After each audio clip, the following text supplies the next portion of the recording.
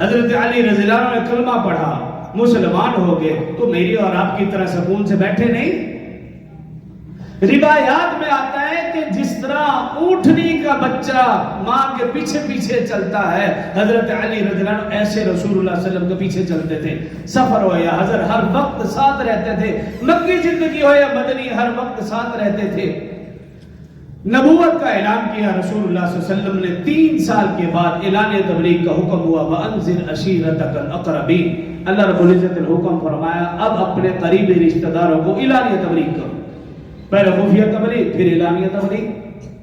رسول اللہ صلی اللہ علیہ وسلم نے حضرت علی رضی اللہ عنہ کو حکم فرمایا بھی جاؤ رشتہ داروں کو جا کر دعوت دو. رشتہ داروں کو دعوت دے دی. رسول اللہ صلی اللہ علیہ وسلم نے حضرت علی رضی اللہ عنہ سے کھانا بھی تیار کرنے کا حکم دیا. بھی دعوت و تبلیغ کا تو کہہ رہے ہو کہ نہیں، کھانا بھی تیار کرو. اکرام مسلم. حضرت علی رضی اللہ عنہ کھانا تیار کیا. کھانا کیا ہے؟ بکری کی دستی کا تھوڑا سا گوشت ہے، سالن بنایا جو کہ 4 سے 5 آدمیوں کا ہے.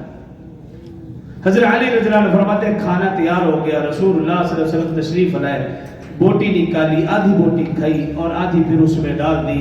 تمام حضرات آگے جنہوں نے آنا تھا، کھانا کھلایا گیا. فرماتے ہیں 5 آدمیوں کا کھانا تھا، 50 لوگوں نے کھانا کھا لیا. کھانا پھر بھی ویسے کا ویسے ہی تھا. یہ رسول اللہ صلی اللہ علیہ وسلم کا معجزہ. کھانا کھانے کے بعد رسول اللہ صلی اللہ علیہ وسلم نے خاندان والوں کو جمع کیا، فرمایا اے بنو عبد المطلب، خدا کی قسم میں تمہیں دنیا اور آخرت کی سب سے بہترین نعمت پیش کر رہا ہوں، بتاؤ تم میں سے کون قبول کرے گا؟ بڑے بڑے حضرات بیٹھے ہوئے ہیں. حضرت ابو طالب بھی ہیں، عباس بھی ہیں جو اسلام نہیں لائے، حمزہ بھی ہیں جو ابھی اسلام نہیں لائے تھے، اور دیگر حضرات بھی ہیں. خاموش، کوئی بول نہیں رہا. ننھا علی پتلی ٹانگوں والا، کمزور جسم والا، آنکھوں سے پانی نکلا، کھڑا ہو گئے. عرض کی یا رسول اللہ صلی اللہ علیہ وسلم میں آپ کا ساتھ دینے کے لیے تیار ہوں. آپ نے کہا بیٹھ جاؤ. دوسری بار پھر یہ کلمات دہرائے، کوئی بھی نہیں اٹھا. تیسری بار پھر کلمات دہرائے، حضرت علی رضی اللہ عنہ کے علاوہ کوئی بھی نہیں اٹھا. آپ نے حضرت علی رضی اللہ عنہ کو سینے سے لگایا، کہا علی تو میرا بھائی اور میرا وارث ہے. اسی طرح جب مکہ سے مدینہ ہجرت فرمائی، رسول اللہ صلی اللہ علیہ وسلم کا اعتماد دیکھیے. حضرت علی رضی اللہ عنہ کو مکہ والوں کی امانتیں سپرد کی اور اپنا بستر بھی عطا فرمایا. اس سے بڑی رسول اللہ صلی اللہ علیہ وسلم کو اس سے بڑا اعتماد اور کیا ہوگا؟ اور پھر جب ہجرت کی، مختصر کر رہا ہوں وقت کم ہے، جب ہجرت کی مدینہ تشریف لے گئے اور بھائی چارہ قائم کیا، کسی کو صدیق دیا، کسی کو فاروق دیا، کسی کو غری دیا، کسی کو طلحہ، کسی کو زبیر، کسی کو عبدالرحمن بن عوف. حضرت علی رضی اللہ عنہ کھڑے ہیں، فرمایا اے علی تو میرا بھائی، میں تیرا بھائی. جہاں مصطفیٰ رہے گا وہی مرتضیٰ رہے گا.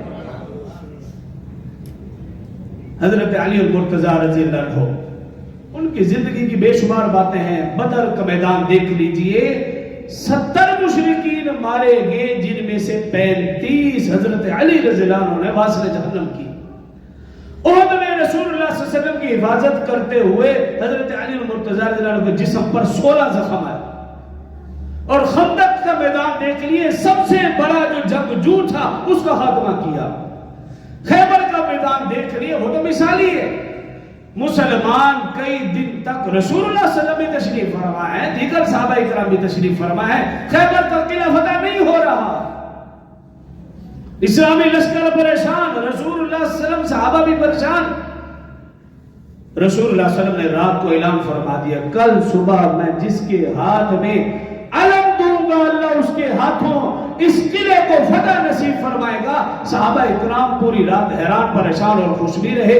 وہ کون خوش نصیب ہوگا جس کے ہاتھوں میں علم جائے گا اور یہ قلعہ فتح ہوگا. جب صبح ہوئی صفیں بند گئی، صحابہ اکرام رضوان اللہ علیہم اجمعین سمے ترتیب دے چکے. رسول اللہ صلی اللہ علیہ وسلم نے اعلان فرمایا اینما علی، علی کہاں ہے؟ لوگوں نے دیکھا کہیں نظر نہیں آ رہے.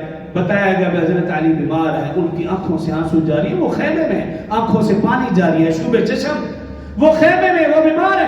آپ نے فرمایا بلاؤ. حضرت علی رضی اللہ عنہ آئے. رسول اللہ صلی اللہ علیہ وسلم نے اپنا لعاب دہن علی المرتضیٰ کی آنکھوں پہ لگایا، آنکھیں بالکل ٹھیک ہو گئی. علم حضرت علی رضی اللہ عنہ کے ہاتھ میں دیا. پوری کی پوری تاریخ انسانیت گواہ ہے کہ اللہ رب العزت نے حضرت علی رضی اللہ عنہ کے ہاتھوں اس قلعے کو فتح نصیب. کس کس جنگ کی بات کی جائے؟ بات مختصر، آخری بات کی طرف آنا چاہ رہا ہوں.